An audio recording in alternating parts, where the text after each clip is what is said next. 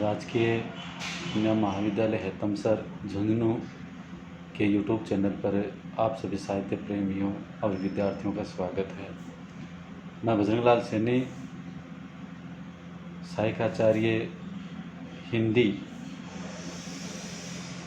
आज आपको रीतिकाल के प्रसिद्ध महाकवि देव के जीवन परिचय और उनके कर्तृत्व से अवगत करवाने का प्रयास करूंगा। सर्वप्रथम हम देव के जीवन परिचय का अध्ययन करते हैं।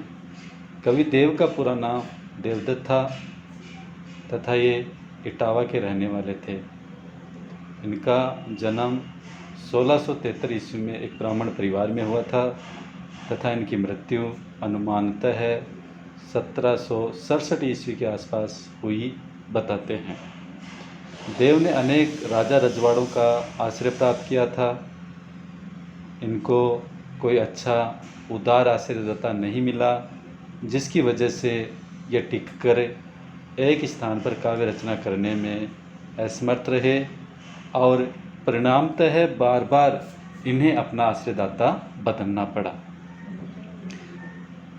कर्तृत्व के अंतर्गत अपन देखते हैं कि कवि देव ने प्रचुर मात्रा में ग्रंथों की रचना की, जिनकी संख्या कुछ लोग बेहतर बताते हैं और कुछ लोगों का ऐसा मानना है कि इनकी रचना 52 थी, किंतु अभी तक केवल 15 ग्रंथ ही इनके द्वारा रचे गए उपलब्ध हुए हैं, जिनका नाम और उनका सामान्य परिचय इस प्रकार है। सर्वप्रथम इनकी रचना भावविलास है। इसकी चर्चा अपन करते हैं। इस ग्रंथ को इन्होंने औरंगजेब के पुत्र आजम शाह के संरक्षण में लिखा था और सबसे पहले उन्हीं को सुनाया था। आजम शाह हिंदी कविता के प्रेमी थे और हिंदी कवियों की कद्र किया करते थे। दूसरी रचना देव की अष्टयाम है।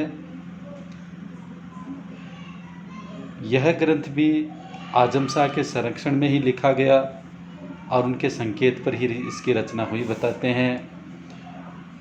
इससे खुश होकर उन्होंने उनको पुरस्कृत भी किया था। भवानी विलास इनकी अगली रचना है, जिसकी रचना इन्होंने अपने दूसरे आश्रयदाता भवानी दत्त वैश्य के नाम पर लिखी है। अगली रचना कुशल विलास है, जो कि हपुंद रियासत के राजा कुशल सिंह के नाम पर लिखी गई है। प्रेमचंद्रिका राजा उद्योग सिंह के वेश के लिए लिखी गई। जाति विलास भिन्न भिन्न प्रांतों एवं जातियों की स्त्रियों का वर्णन करती है। अगली रचना रस विलास है, जो कि राजा भोगीलाल के आश्रम में लिखा गया था। राग रत्नाकर इनके द्वारा लिखा गया संगीत विषयक लक्षण ग्रंथ है, जिसमें संगीत की बारीकियों का और विभिन्न राग रागनियों का परिचय इनके द्वारा दिया गया है। देव शतक एक अध्यात्म विषय ग्रंथ है, जिसमें जीवन और जगत की असारता और क्षणभंगुरता का विस्तार से वर्णन करने का प्रयास देव के द्वारा किया गया है। देवचरित एक प्रबंध काव्य है, जो श्री कृष्ण के जीवन पर आधारित है और उनके जीवन की घटनाओं को प्रकट करता है। शब्द रसायन लक्षण ग्रंथ है तथा सर्वांग निरूपक रीति ग्रंथ है। सुजान विनोद सुजानमणि के आश्रम में लिखा गया एक काव्य ग्रंथ है। सुख सागर तरंग, रस नायिका भेद आदि से संबंध कवित सवयों का संग्रह इसमें किया गया है। देव माया प्रपंच एक अन्य इनकी रचना है। यह प्रबोध चंद्रोदय नामक संस्कृत नाटक का पद्यानुवाद है और प्रेम तरंग इनकी अंतिम रचना है, जिसमें प्रेम की महानता, पावनता और उदारता पर कवि देवदत्त ने प्रकाश डाला है।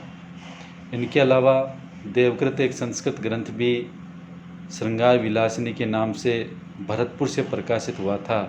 इसका विषय भी श्रृंगार और नायिका भेद है। हिंदी छंदों की रचना इस ग्रंथ में संस्कृत भाषा में की गई है। यद्यपि इसकी रचना शुद्ध संस्कृत में है, फिर भी विद्वानों का ऐसा मानना है कि देव की वास्तविक प्रतिभा के दर्शन इसमें नहीं होते। इस प्रकार हम देखते हैं कि रीतिकाल में देव एक समर्थ कवि एवं प्रतिभा संपन्न आचार्य के रूप में सम्रादित होते हैं। आचार्यत्व की अपेक्षा देव का कवित्व अधिक सशक्त है। इनके काव्य का मूल विषय श्रृंगार रहा है। इनकी रचनाओं में कल्पना की चारुता और अर्थ वैभव का सुंदर सामंजस्य हुआ है। विषयानुकूल शब्द चयन, अनुप्रासिकता के कारण इनके अभिव्यंजना शैली में प्रशंसनीयता बन पड़ी है। कहीं कहीं शब्दों के अनावश्यक तोड़ मरोड़ एवं व्याकरण की अव्यवस्था के बावजूद इनकी कविता सरस, भावपूर्ण एवं हृदयग्राही बन पड़ी है। इस प्रकार देव रीतिकाल के महत्वपूर्ण महाकवि के रूप में हमारे सामने प्रकट होते हैं। धन्यवाद।